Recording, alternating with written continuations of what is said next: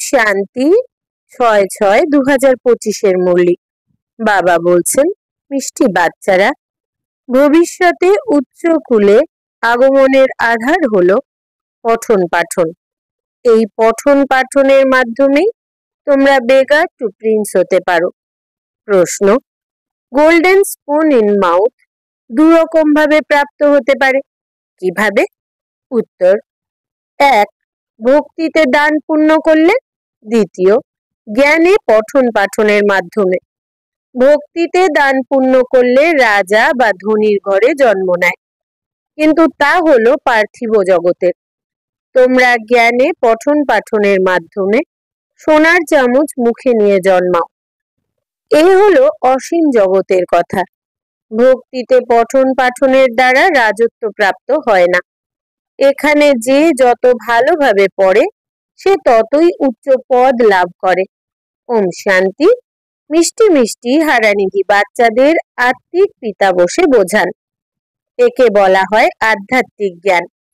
বাচ্চারা, বাবা এসে ভারতবাসীদেরই বোঝান। নিজেদের আত্মা মনে করো আর বাবাকে স্মরণ করো। বাবা বিশেষভাবে এই আদেশ করেছেন, তবে তো তা পালন করা উচিত, তাই না? সর্বোচ্চ পিতার শ্রীমত বিখ্যাত। বাচ্চারা, এই জ্ঞানও তোমাদের মধ্যে রয়েছে যে শুধুমাত্র শিব বাবাকেই শ্রী শ্রী বলতে পারো। তিনি শ্রী শ্রী তৈরি করেন। শ্রী অর্থাৎ শ্রেষ্ঠ। বাচ্চারা, তোমরা এখন জেনেছ যে এনাদের বাবা তৈরি করছেন। আমরা এখন নতুন দুনিয়ার জন্য পড়ছি। নতুন দুনিয়ারই নাম স্বর্গ, অমরপুরী। মহিমা করার জন্য অনেক নাম রয়েছে। বলাও হয় স্বর্গ আর নরক। অমুকে স্বর্গবাসী হয়েছে, তবে তো নরকবাসী ছিল, তাই না? কিন্তু মানুষের মধ্যে এত বুদ্ধি নেই। স্বর্গ, নরক, নতুন দুনিয়া, পুরনো দুনিয়া কাকে বলা হয় কিছুই জানে না। বাহ্যিক আড়ম্বর কত। বাচ্চারা, তোমাদের মধ্যেও অল্প সংখ্যকই রয়েছে যারা বোঝে যে বরাবর বাবাই আমাদের পড়ান। আমরা এমন লক্ষ্মী নারায়ণ হওয়ার জন্য এসেছি। আমরা বেগার টু প্রিন্স হব। সর্বপ্রথমে আমরা গিয়ে রাজকুমার হব। এ হলো পঠন পাঠন। যেমন ইঞ্জিনিয়ারিং, ব্যারিস্টারি ইত্যাদি পড়ে, তখন বুদ্ধিতে থাকে যে আমরা ঘর তৈরি করব, পুনরায় এটা করব। প্রত্যেকে নিজ কর্তব্য স্মৃতিতে আসে।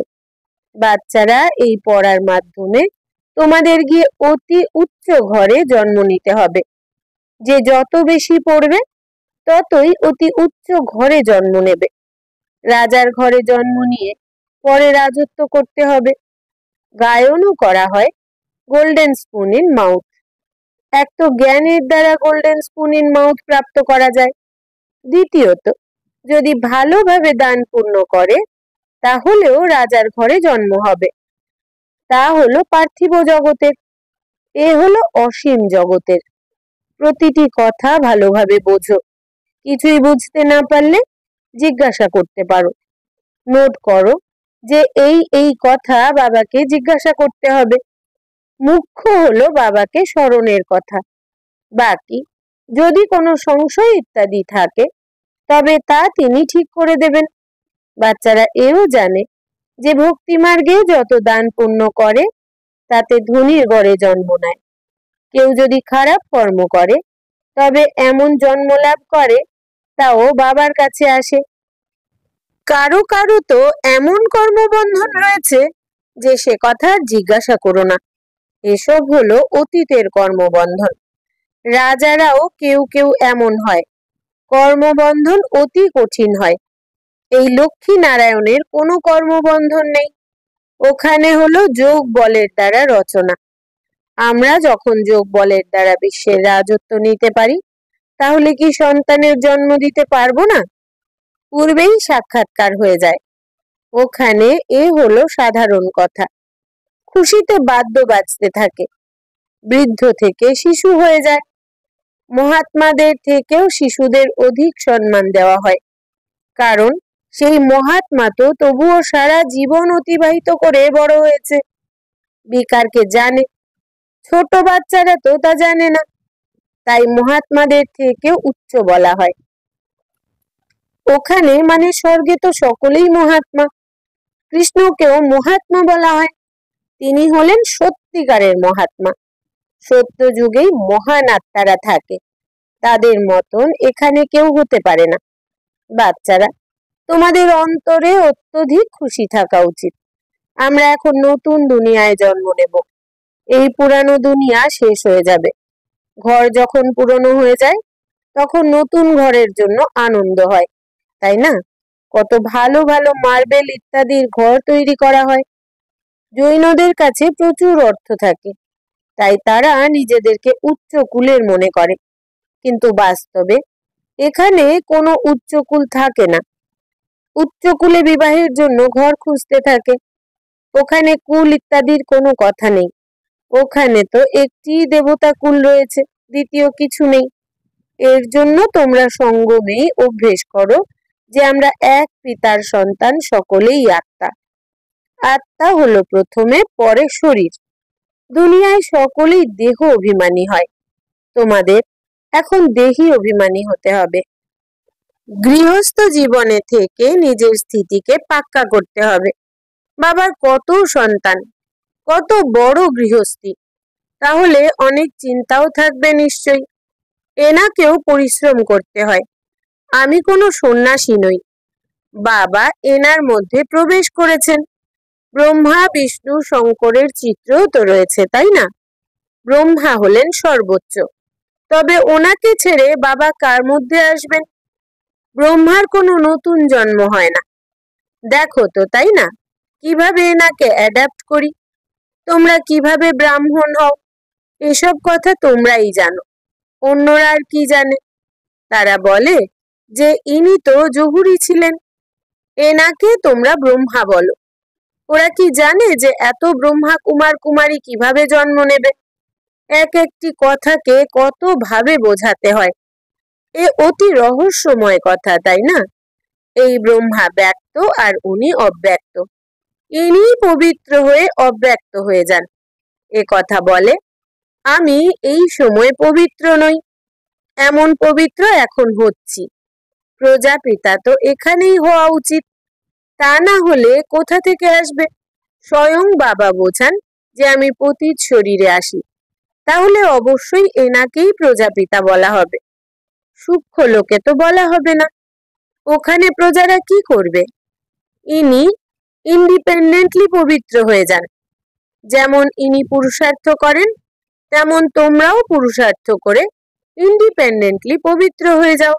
বিশ্বের মালিক হও। স্বর্গ আলাদা, নরক আলাদা। এখন কত খণ্ড খণ্ড হয়ে গেছে। 5000 বছর পূর্বের কথা, যখন এনাদের রাজ্য ছিল। ওরা আবার লক্ষ বছর বলে। এই কথা বুঝবে তারাই যারা কল্প পূর্বে বুঝেছিল। তোমরা দেখো যে এখানে মুসলিম, পার্সি ইত্যাদি সকলেই আসে। মুসলমানরা নিজেরাই আবার হিন্দুদের জ্ঞান দান করছে। বিস্ময়কর। মনে করো কেউ শিখ ধর্মের, সেও বসে রাজযোগ শেখাচ্ছে। যারা কনভার্ট হয়ে গেছে তারাও পুনরায় ট্রান্সফার হয়ে দেবতা কুলে চলে আসবে। স্যাম্পলিং লাগানো হয়। তোমাদের কাছে খ্রিস্টান, পার্সিরাও আসে, বৌদ্ধরাও আসবে। বাচ্চারা, তোমরা জানো যে সময় যখন নিকটে আসবে তখন চতুর্দিকে আমাদের নাম প্রসারিত হবে। তোমাদের একটি ভাষণেই অসংখ্য মানুষ তোমাদের কাছে আসবে। সকলের স্মৃতিতে এসে যাবে যে আমাদের সত্যিকারের ধর্ম এটাই। যারা আমাদের ধর্মের হবে তারা তো সকলে সত্যিই আসবে। বাবা বসে বোঝান, তোমরা কাল দেবতা ছিলে, এখন পুনরায় দেবতা হওয়ার জন্য বাবার কাছ থেকে উত্তরাধিকার প্রাপ্ত করছো। তোমরা হলে সত্যিকারের পাণ্ডব। পাণ্ডব অর্থাৎ পান্ডা। ওরা হলো পার্থিব পান্ডা। তোমরা ব্রাহ্মণরা হলে আধ্যাত্মিক পান্ডা। তোমরা এখন অসীম জগতের পিতার কাছে পড়ছো। তোমাদের এই নেশা অধিক মাত্রায় থাকা উচিত। আমরা বাবার কাছে যাই, যার কাছ থেকে অসীম জগতের উত্তরাধিকার পাওয়া যায়। তিনি আমাদের পিতাও। এখানে পড়ার জন্য কোনো টেবিল চেয়ারের প্রয়োজন নেই। এই যে তোমরা লেখো, সেও তোমাদেরই পুরুষার্থের জন্য। বাস্তবে এ তো বোঝার মতো বিষয়। শিব বাবা তোমাদের পত্র লেখার জন্য এই পেন্সিল ইত্যাদি ধরেন। বাচ্চারা বোঝে লাল অক্ষরে শিব বাবার লেখা এসেছে। বাবা লেখেন আত্মারূপী বাচ্চা। বাচ্চারাও বোঝে ইনি আধ্যাত্মিক পিতা। উনি হলেন সর্বোচ্চ। ওনার মত অনুসারে চলতে হবে। বাবা বলেন কাম মহাশত্রু, এ আদি মধ্য অন্ত দুঃখ দেবে। সেই ভূতের বশবর্তী হয় না, পবিত্র হও। আহ্বানও করা হয় হে পতিত পাবন। বাচ্চারা, তোমরা এখন অতি শক্তি লাভ করো রাজত্ব করার জন্য, যার কেউ জয় করতে পারে না। তোমরা কত সুখী হও। তাহলে এই পড়ায় কতটা মনোযোগ দেওয়া উচিত। আমরা রাজত্ব লাভ করি। তোমরা জানো আমরা কি থেকে কিসে পরিণত হতে চলেছি। ভগবান বাঁচত, তাই না? আমি তোমাদের রাজযোগ শেখাই, রাজার রাজা তৈরি করি। ঈশ্বর কাকে বলে সেও কারোর জানা নেই। আত্মা আবাহন করে। ও বাবা, তবে তো জানা উচিত, তাই না? তিনি কবে এবং কিভাবে আসবেন। মানুষই তো ড্রামার আদি মধ্য অন্ত, সময়সীমা ইত্যাদিকে জানবে। জেনে তোমরা দেবতা হয়ে যাও। জ্ঞান হলো সদ্গতির জন্য। এ সময় হলো কলিযুগের শেষ। সকলেই দুর্গতিতে রয়েছে। সত্য যুগে হয় সদ্গতি। এখন তোমরা জানো যে বাবা এসেছেন সকলের সদ্গতি করতে, সকলকে জাগরিত করতে এসেছেন। এ কি কোনো কবরখানা নাকি? না, তা নয়, কিন্তু গভীর অন্ধকারে পড়ে রয়েছে। তাদের জাগরিত করতে আসি। যে বাচ্চারা গভীর নিদ্রা থেকে জাগ্রত হয়ে যায়, তাদের অন্তরে অত্যন্ত খুশি থাকে। আমরা শিব বাবার সন্তান। কোনো রকমের দুশ্চিন্তা থাকে না। বাবা আমাদের বিশ্বের মালিক করেন। সেখানে কান্নার কোনো নামই নেই। এ তো কান্নাকাটির দুনিয়া, ওটা হলো প্রফুল্লতার দুনিয়া। ওনাদের চিত্র দেখো কেমন শোভনীয়। প্রফুল্লিত মুখের আদলে তৈরি করে। এমন ফিচার্স তো এখানে হতে পারে না। বুদ্ধি দিয়ে বুঝতে হবে যে এনাদের মতন বৈশিষ্ট্য নজরে আসতেই হবে। মিষ্টি মিষ্টি বাচ্চারা, তোমাদের স্মৃতিতে এখন এসেছে যে ভবিষ্যতে অমরপুরীতে আমরা প্রিন্স হব। এই মৃত্যুলোকে এই খড়ের গাদায় আগুন লাগবেই। গৃহযুদ্ধেও পরস্পরকে কিভাবে হত্যা করে, কাকে আমরা হত্যা করছি তাও জানে না। হাহাকারের পর জয় জয়কার হবে। তোমাদের বিজয় আর বাকি সব বিনাশ হয়ে যাবে। তোমরা রুদ্রমালায় গ্রথিত হয়ে পুনরায় বিষ্ণুমালায় গ্রথিত হয়ে যাবে। এখন তোমরা পুরুষার্থ করো নিজেদের ঘরে ফেরার জন্য। ভক্তির কত প্রসার। যেমন বৃক্ষে অসংখ্য পত্র থাকে, তেমনি ভক্তির প্রসারও। বীজ হলো জ্ঞান। বীজ কত ছোট হয়। বীজ হলো বাবা। এই বৃক্ষের স্থাপনা, পালনা এবং বিনাশ কিভাবে হয় এ তোমরাই জানো। এ বিভিন্ন ধর্মের উল্টো বৃক্ষ। দুনিয়ায় একজনও কেউ এ কথা জানে না। এখন বাচ্চাদের বাবাকে স্মরণ করার জন্য অনেক পরিশ্রম করতে হবে, তবেই বিকর্ম বিনাশ হবে। গীতা পাঠকারীরাও বলে মন মনা ভব। সকল দেহের ধর্মকে পরিত্যাগ করে নিজেকে আত্মা মনে করে বাবাকে স্মরণ করো। মানুষ এর অর্থ বোঝে কি? না, বোঝে না। ওটা হলো ভক্তি মার্গ, এ হলো জ্ঞান মার্গ। এখন রাজধানী স্থাপিত হচ্ছে, চিন্তার কোনো কারণ নেই। যে সামান্যতম জ্ঞানও শুনেছে সে প্রজায় চলে আসবে। জ্ঞানের বিনাশ হয় না। তাছাড়া যে যথার্থভাবে জেনে পুরুষার্থ করে সেই উচ্চ পদ প্রাপ্ত করে। বুদ্ধিতে এর বোধ রয়েছে। আমরা নতুন দুনিয়ায় প্রিন্স হব। স্টুডেন্ট পরীক্ষায় উত্তীর্ণ হলে তখন সে কত খুশি হয়। তোমাদের সহস্র অপেক্ষাও অধিকতম অতীন্দ্রিয় সুখ থাকা উচিত। আমরা সমগ্র বিশ্বের মালিক হয়ে যাই। কোনো কথায় কখনো অসন্তুষ্ট হও না। ব্রাহ্মণীর সঙ্গে মতের মিল হয় না, বাবার ওপর অসন্তুষ্ট হয়ে যায়। আরে, তোমরা বাবার সঙ্গে বুদ্ধির যোগসূত্র স্থাপন করো, ওনাকে প্রেম পূর্বক স্মরণ করো। বাবা, ব্যাস, তোমাকেই স্মরণ করতে করতে আমরা ঘরে চলে আসব। আচ্ছা, মিষ্টি মিষ্টি হারানিধি বাচ্চাদের প্রতি মাতা পিতা বাপ দাদার স্মরণের স্নেহ সুমন আর সুপ্রভাত। আত্মাদের পিতা তাঁর আত্মারূপী বাচ্চাদেরকে জানাচ্ছেন নমস্কার। আমরা আত্মা সন্তানেরা আমাদের আত্মা পিতাকে জানাই স্মরণের স্নেহ সুমন, সুপ্রভাত আর নমস্কার। ধারণার জন্য মুখ্য সার: 1. কোনো বিষয়ে দুশ্চিন্তা করবে না, সর্বদা প্রফুল্ল থাকতে হবে। স্মরণে যেন থাকে যে আমরা শিব বাবার সন্তান, বাবা এসেছেন আমাদের বিশ্বের মালিক করার জন্য। 2. নিজের স্থিতিকে একরস বানানোর জন্য দেহি অভিমানী হওয়ার পুরুষার্থ করতে হবে। এই পুরনো ঘরের থেকে মোহমুক্ত হতে হবে। বরদান: মনন শক্তির দ্বারা বুদ্ধিকে শক্তিশালী বানানো, মাস্টার সর্বশক্তিমান ভব। মনন শক্তি হলো দিব্য বুদ্ধির পুষ্টিকর আহার। যেরকম ভক্তিতে জপ করার অভ্যাসী হতে হয়, সেই রকম জ্ঞানে হলো স্মৃতির শক্তি। এই শক্তির দ্বারা মাস্টার সর্বশক্তিমান হও। প্রতিদিন অমৃত বেলায় নিজের এক টাইটেলকে স্মৃতিতে নিয়ে এসো আর মনন করতে থাকো। তাহলে মনন শক্তির দ্বারা বুদ্ধি শক্তিশালী থাকবে। শক্তিশালী বুদ্ধির ওপর মায়া আক্রমণ করতে পারবে না, পরবশ হবে না। কেননা মায়া সব থেকে প্রথমে ব্যর্থ সংকল্পরূপী বাণ দ্বারা দিব্য বুদ্ধিকেই দুর্বল বানায়।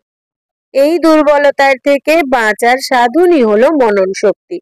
স্লোগান: আজ্ঞাকারী বাচ্চারাই আশীর্বাদের পাত্র হয়। আশীর্বাদের প্রভাব হৃদয়কে সদা সন্তুষ্ট রাখে। অব্যক্ত ইশারা: আত্মিক স্থিতিতে থাকার অভ্যেস করো, অন্তর্মুখী হও। সদা অসীম জগতের আত্মিক দৃষ্টি, ভাই ভাইয়ের সম্বন্ধের বৃত্তির দ্বারা কোনো আত্মার প্রতি শুভ ভাবনা রাখার ফল অবশ্যই প্রাপ্ত হয়। এই জন্য পুরুষার্থ করতে করতে ক্লান্ত হয়ে যেও না, হৃদয় বিদীর্ণ হবে না। নিশ্চয় বুদ্ধি হয়ে আমার ভাবের সম্বন্ধের থেকে পৃথক হয়ে শান্তি আর শক্তির সহযোগ আত্মাদেরকে দিতে থাকো। আচ্ছা, আজকের সমান হচ্ছে আমি মাস্টার সর্বশক্তিমান আত্মা। ওম শান্তি।